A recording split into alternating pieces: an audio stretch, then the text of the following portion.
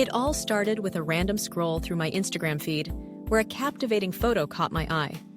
Intrigued, I decided to embark on a quest to discover more about the person behind the image.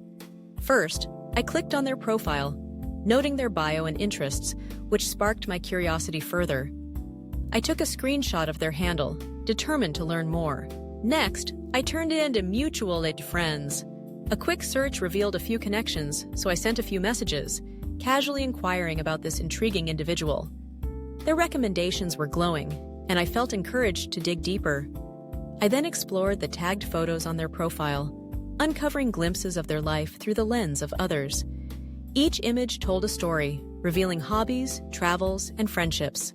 I decided to analyze their posts' hashtags, which led me to similar accounts and communities. Through this exploration, I stumbled upon a shared passion for photography. I began following those accounts, hoping to find more threads connecting us. My next step was to engage.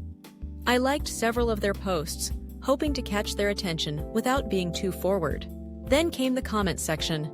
I crafted thoughtful comments on their recent photos, aiming to spark a conversation. To my delight, they responded, and we exchanged a few messages. Feeling bold, I sent a direct message, introducing myself and mentioning our shared interests.